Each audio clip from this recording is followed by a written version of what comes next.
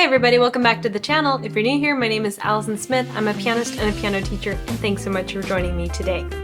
Today I decided I would do an updated practice routine on a specific piece by Franz Liszt, a Hungarian composer who was known for his famous virtuosity. This composer wrote a piece called Liebestraum, also known as a love dream. It's a pretty difficult piece, but I wanted to take my hand at a more difficult piece after I've been exploring Gershwin. On this channel, I've shown you how I've approached a lot of short-term pieces, such as all of these Gershwin pieces that I've been doing recently, but I haven't shown you guys how I approach starting a long-term project, such as Liebestraum, that might take me more than a month to work on because of its virtuosic nature. I wanted to showcase some of the thoughts I had towards this piece in terms of its harmonic framework, how I break this piece apart, and just overall what I'm thinking about during practice. Alright, let's jump in. Alright, let's begin this piece. So I just wanted to look at this initial first two pages, and I looked and I saw, there's a difference between melody and accompaniment. Basic concept, right? I remember when I was in college, my teacher told me a cool thing about melody and accompaniment. It's like a ring, right? A beautiful diamond ring. You see this gorgeous diamond, and that's your melody. And that beautiful ring of gold is your accompaniment pattern. Now, sometimes we're often prone to not pay attention to the accompaniment pattern because it's a little bit boring in nature, right? We want to just look at that beautiful melody, that beautiful diamond, right? But what happens is, if you pay attention so much to your melody, but not enough to that ring of gold that's setting that diamond, then sometimes you might have a beautiful diamond on something kind of hideous, like let's say a wire that were just strung together, right? Now you have this great diamond and it's just on this horrible ring. That's why I'm going to practice my accompaniment part first. So let's look at this. I'm going to have special thought towards my accompaniment. I want to make it in the background, so I'm going to actually press on the keys a little bit softer, and I'm going to have my fingers stay on the note. That way, if my fingers go up too high and then press, it's going to make the hammers go too fast. So I'm going to stay on the note so that way it's in the distance.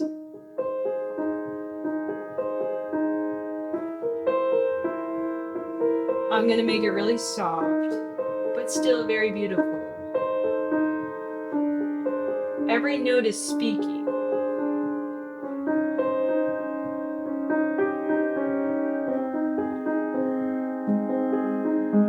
And I'm going to stop right there because then those initial measures that I just practiced are going to repeat.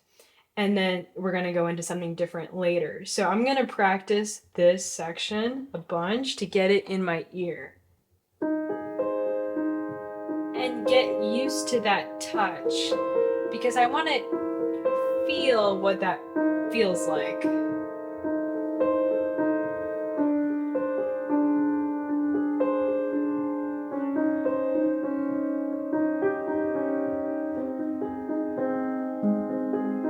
I'm going to do it again.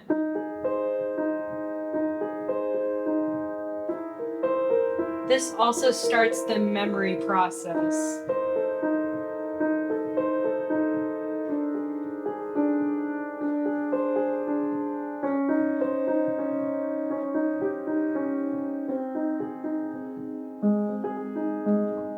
I'm also experimenting with pedal. Can I go half pedal? Can I go full pedal?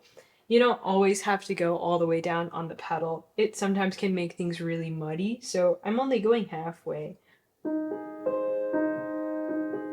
By separating out the accompaniment part, I can now give my full attention to the melody part because now I don't have to be thinking about 100 notes at once. I've already practiced the accompaniment part. Now I'm going to give my full attention to the melody. Now I'm going to do something different with the melody. I'm going to hit it a little bit harder, and since I have the pedal on, I don't have to linger on the note, so I can go like this. Loud. Did you hear how I pressed? Did you see my thumb?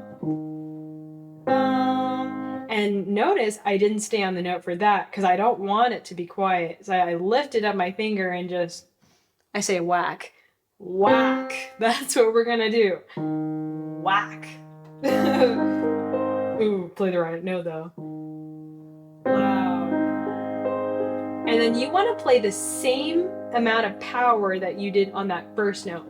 If you play powerful on the first note and then you don't play as powerful on the second note, your melodic line is going to break. You want to be la, la, la. You want it as if there was nothing else going on. You were just doing this la, la, la. Because if you just played that melodic line like that, it's easy. You just play la, la, la. But it can get a little tricky when you're having different weights on each finger. So all of these ones are soft, but then you have to remember to play the same amount of hardness on this one. Hard, soft, soft, soft, soft, soft. The same amount, and the same amount. Do you see how that can be tricky? Hard, hard, hard, hard, hard,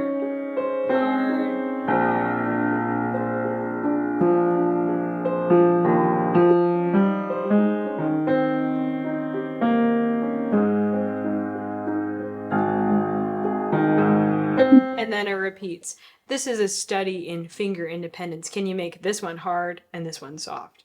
All right, that's cool. We can also shape this melody. So I'm thinking, let's see. Get louder, louder, louder, louder, louder, louder, louder, softer, softer. Get louder, louder, louder, louder, softer, softer. Okay, so thinking about how we shape that melody, right? Just pressing incrementally harder every time. When you think of dynamics, you can think of it like this. Check out this. This is how your dynamics should be. Gradually getting louder, right? And then gradually getting softer. Everything should be gradual when you're doing dynamics. Now this is completely wrong. So you were going gradual, but then all of a sudden you jumped and now you're at like, I don't know, you maybe went from a piano, mezzo forte, and now you're at a fortissimo, right? You shouldn't do that. And that's a matter of not getting gradually louder. It's almost like this. So if you did this, you know, it's kind of sudden. That would be called a sforzando, right? We don't want a sforzando. We don't want a sudden increase in volume. We want it to be gradual because this is dulce cantando, very sweet. Getting louder, just press a little harder.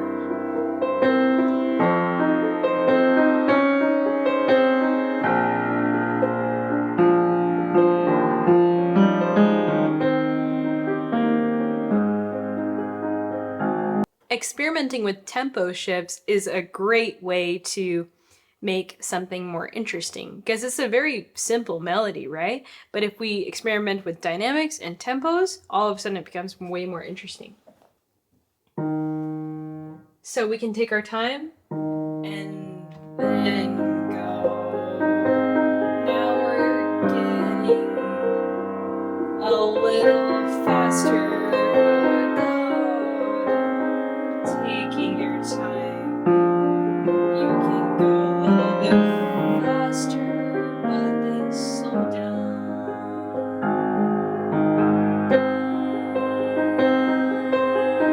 Take your time on that.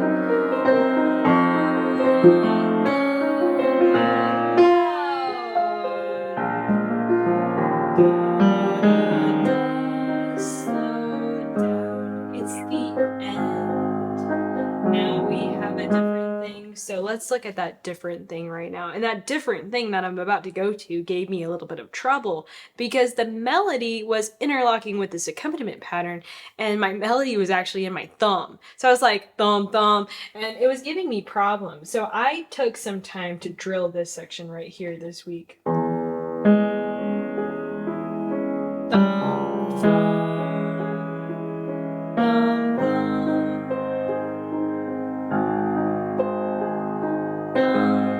But now that was thumb and then my left left hand. So that gave me, it was like, whoa, now two hands are doing the melody? It's supposed to sound like one continuous line, but how can I have one continuous line when I have two fingers doing it at the same time? So that's the tricky part about this piece. And that's what makes it interesting.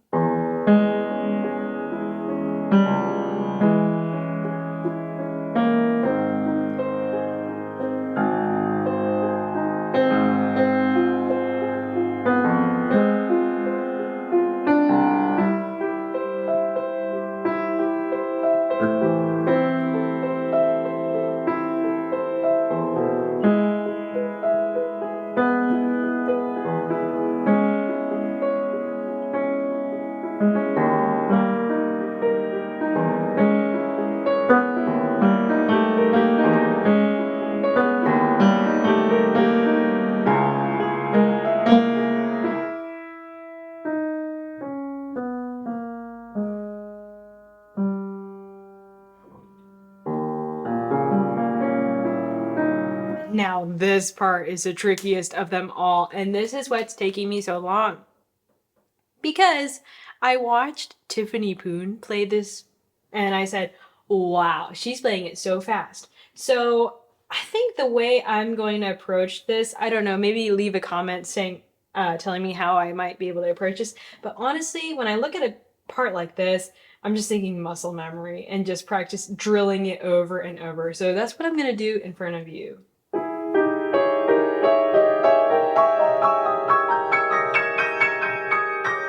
That's not right.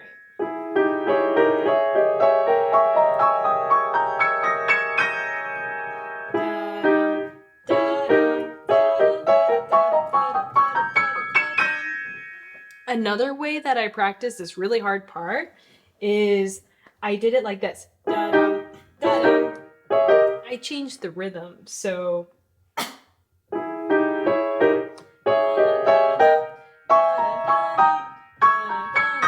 and then I did it again.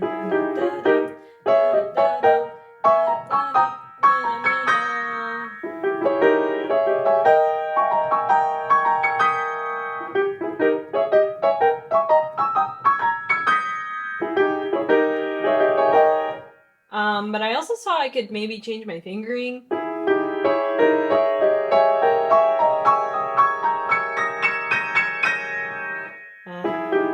This is just a matter of muscle memory.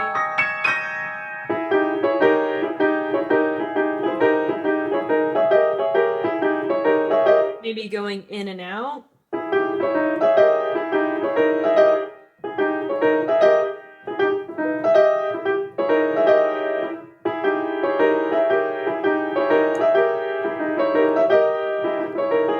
And you want to get off these notes really fast, right? So you don't want to be lingering. And another thing that I learned to get speeds is you can also do ghosting. That way you're not tempted to linger on those notes.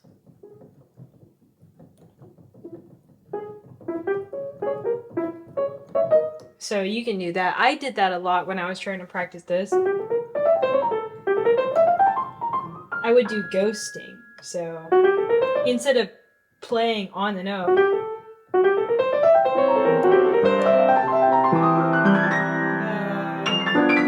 I can't remember it anymore, but I would do this all the time.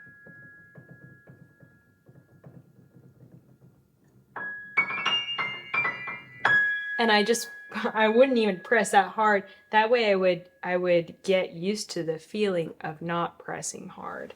So you could do that with this.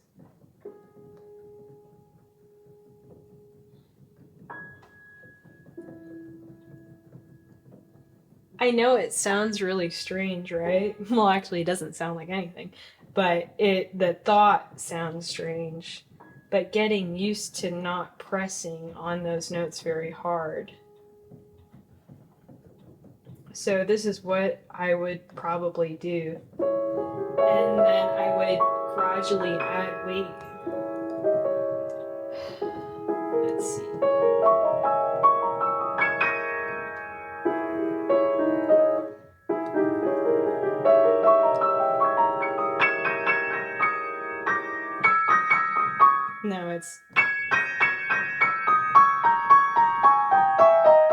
like this, you just have to memorize. Now this part gave me a lot of trouble. Because you have this thirds and then you have this fourth, and it was hard to stay consistent. So you know what I did? I got the overall gesture and I slowed it down to where I could do it correct. Because if I go fast like this, it's not correct. So I might as well drill in the right gesture and then get speed later.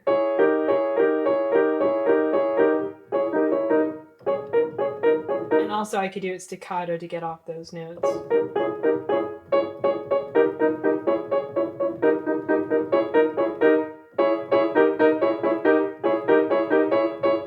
Because I want to firm up that gesture right there. Because sometimes I was just going like weird notes, right? I want to firm up that, almost like a cookie cutter. Even that speed took me a while. For the first time I did this, I was going this slow. But I had to work up because it's just a tricky gesture. 2-4 to 1-3, I don't know. It was hard for me. Even this tempo is hard for me to maintain consistency. So here's how I got this a little bit faster. I would do a couple at a time. I wouldn't do a whole string of notes. I'd do maybe 4. Oh, even that's too hard. 1. And then I'd stop. And then I would do swing.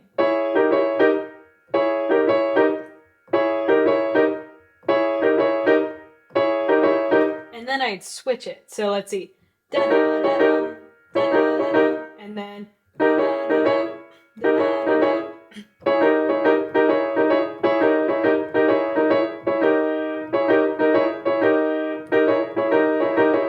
And then I would go back and forth.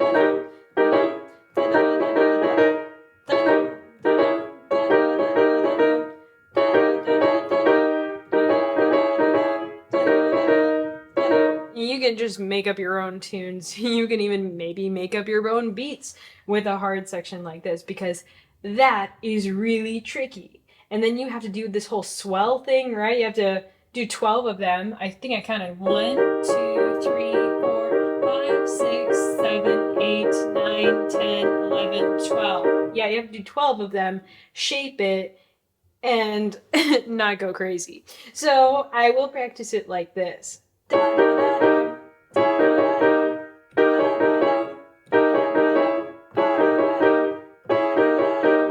And then I would do staccato.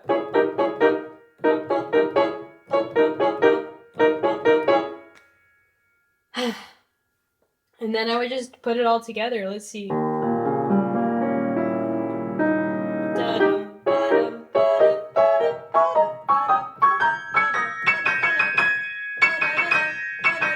That's tricky. It's that whole 2-4-1-3 thing.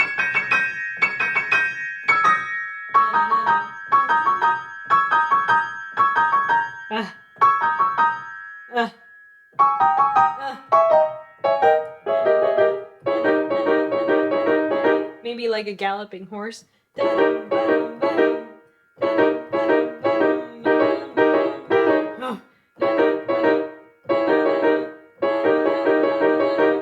Tricky.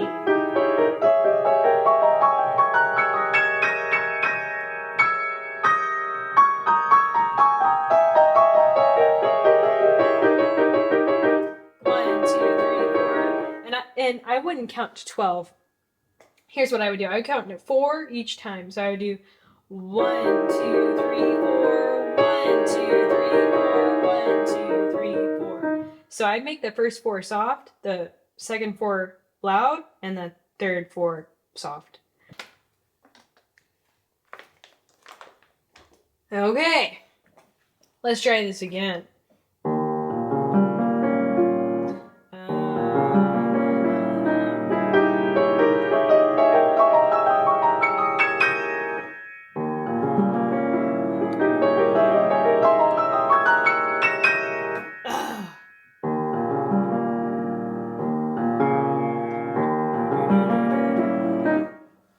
One more thing.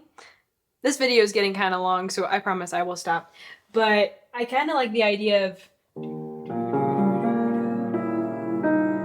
it's very ominous sounding. I don't know why. So I start out soft, and then I get faster, and then I get a little louder, and then I take my time at the end. You know what I love about this piece?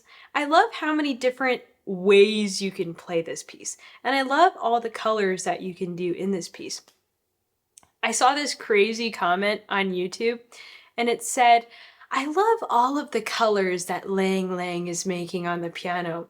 And I said, you know, if a non-musician read that comment, they'd say, are you nuts? What are you talking about? What colors are you talking about? Well, they're basically talking about all the different ways you can play a piece, the different types of articulations, different dynamics, tempo changes, all of these combined with harmony and music and all, it creates so many different colors. That's why music is a lot like painting and a lot like arts. But the only difference between music and arts is that it's not visual, it's auditory art.